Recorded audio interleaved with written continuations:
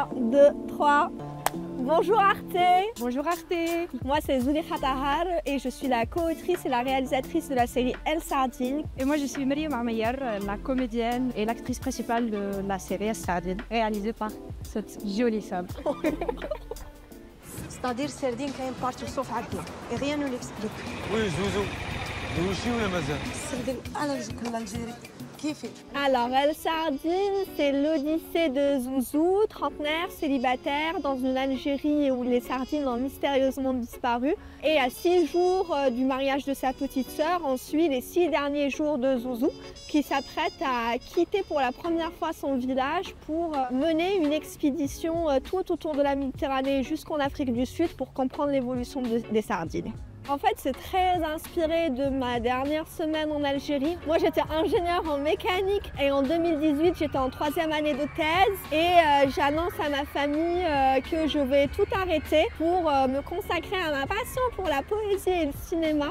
Ça a été un choc pour eux. Ils ont refusé au début, un peu comme la famille de Zouzou. Et puis aujourd'hui, ils sont très contents avec le recul et la distance a fait qu'aujourd'hui, nous aimons plus que jamais. L'histoire de Zouzou me parle du coup. Zouzou représente la femme en général, pas seulement la femme algérienne. Et l'histoire de Zouzou me ressemble beaucoup, comme par hasard. Parce que tu es ingénieure. Ouais, je suis biologiste marin. Mon père est pêcheur. Ma mère, elle fait du droit. Et moi aussi, je suis partie. Pas pour chercher, pour aller chercher les sardines, mais pour autre chose. Et tu portes la sardine sur toi. Ouais. Offerte par Zouir.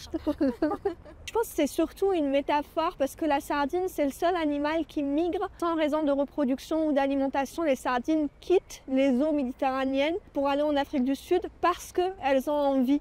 Et l'idée, c'était, comme disait Myriam, c'est une histoire universelle d'une femme qui a envie d'ailleurs, au-delà des problèmes très algéro-algériens qu'elle traverse. Moi, je pense que la société algérienne, c'est une société où être ensemble est très important, la famille est très importante.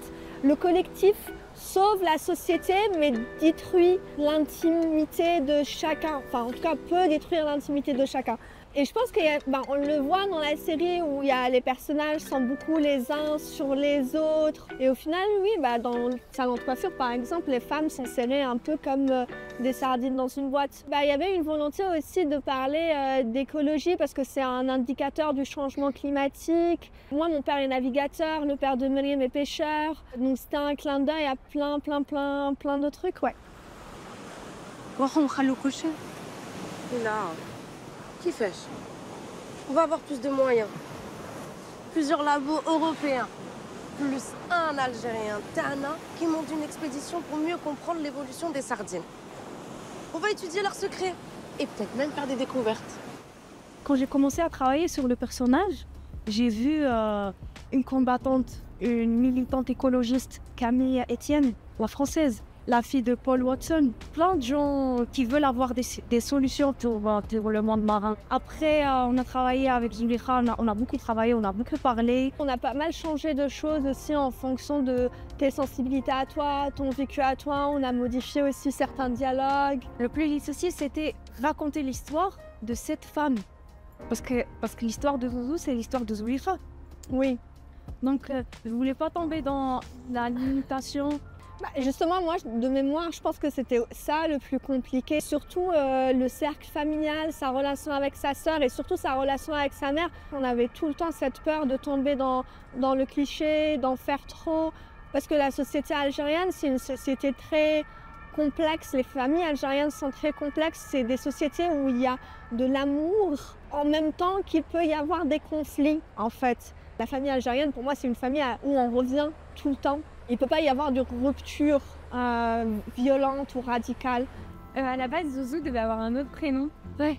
Je sais pas si tu avais lu cette version où elle s'appelait Safia. Non. Ah non. Avec ma co-scénariste, on avait comme mantra un film égyptien, une comédie musicale qui s'appelle Khalli Balek min Zouzou, méfie-toi de Zouzou. Et on adorait cette idée d'une fille en fait qui, peu importe ce qu'elle fait, peu importe ses réussites, tout le monde va l'accuser d'une manière ou d'une autre de vouloir faire du mal et tout le monde se méfie d'elle. Et Safia, ça veut dire la pure en arabe. Et ensuite, on s'est dit, là, on essaie quand même de raconter quelque chose en essayant au maximum de s'écarter des clichés. Et là, on a un prénom assez simpliste parce que une fille qui s'appelle La Pure et que tout le monde accuse d'impureté, c'est trop direct. Et comme on avait ce film en rêve, on s'est dit, allez, Zouzou. Et parce que c'est aussi mon surnom. Oui, Zouzou. دوشي ولا مازال؟ قاري باغي نهضر معاك. شنو تهضر معايا؟ تقول لك غير باللي شفت وحده في الصناب بزوج مع القط تاعها. هي كاش حاجه نديرو لك لافير غير هنا كاش قط منا. دوماج ما جاش عندك قط. زوزو دكات. تهضر معاك كيما هكا مالك. Je suis arrivée au cinéma par la poésie, le slam et je faisais des petites vidéos que je publiais sur YouTube et on a une qui traitait du harcèlement de rue. Oui, ça existe en fait dans la série, mais ça c'est arrivé vraiment au moment des repérages d'écriture, c'était pas là au début. Au début c'était vraiment l'histoire de famille, la routine avec sa meilleure amie et Zouzou qui essaye de sortir de cette routine-là. Et ensuite quand on est allé en Algérie avec ma co-scénariste dans mon petit patelin à une turque où il y a des ronds-points à chaque coin de rue. Et c'est vrai qu'on ne pouvait pas faire le tour du rond-point, il fallait le traverser le plus vite possible. Sinon, dès qu'il y avait un mec qui nous voyait rire ensemble, il pensait qu'on riait pour attirer son attention. Enfin, on n'est pas non plus Miss Monde, hein, mais, mais ça se comprend. mais en tout cas, voilà, c'est quelque chose qu'on a vécu au moment de l'écriture avec ma co-scénariste et qu'on a posé sur le papier instinctivement. Tout est régi par un système de patriarcat. Et en tout cas, moi, dans ma famille, ça a toujours été ma mère qui était au devant et dans plein de filles dans mon entourage, et j'imagine que toi aussi, les pères passent par la mère pour dire ce qu'ils ont en tête. Et en fait, Naïma, dans la série La maman de Zouzou, c'est ça, elle porte la voix du père, elle porte la voix du patriarcat. D'ailleurs, mon papa, il appelle ma maman quand elle rentre du taf, il me dit « le directeur est là ». Donc c'est elle qui gère. C'est elle qui pousse ses enfants quand il faut se marier, que c'est elle qui... C'est la maman. Mais c'est parce qu'elles vivent cette pression. Enfin, je veux dire, elles transmettent à leurs filles une pression que la société met sur elles. C'est juste qu'elles sont l'interlocuteur direct de leurs filles. Ah là, ça je connais. Un cheveu, ça ment pas. Un cheveu, ça ment jamais. Comment te bouger? Bon. Qu'est-ce que tu aimerais dire à Warda? Comme la série est assez dense, on voulait un endroit où Zouzou puisse se livrer et on puisse en savoir plus sur cette fille, ses espoirs, ses attentes, sans que ça fasse trop didactique. Donc la psychanalyse était un bon motif. Et ensuite, comme on est dans une comédie et aussi dans un pays où la psychanalyse reste quand même un peu tabou. Et comme on est à 6 jours du mariage de la sœur, on s'est dit, en fait, coiffure. Voilà. C'est un lieu où la parole est libre, c'est l'âme du quartier. Ouais. En fait, c'est comme les séries américaines, quand elles commencent avec un taxi, tu vois. Ouais. Oui, c'est ça. C'est lui qui est... En Algérie, c'est les coiffeurs. C'est les coiffeurs. Ouais, complètement. Et puis, encore là, le destin, comme pour Myriam qui est biologiste, l'actrice Myriam Mouchkane qui joue la coiffeuse psy et psychologue à la base. Parce que ça a toujours été un lieu où j'adorais passer du temps. Je pouvais passer 3 heures à attendre, mais ça m'allait très bien parce que j'avais l'impression d'apprendre plein de choses dans cet endroit.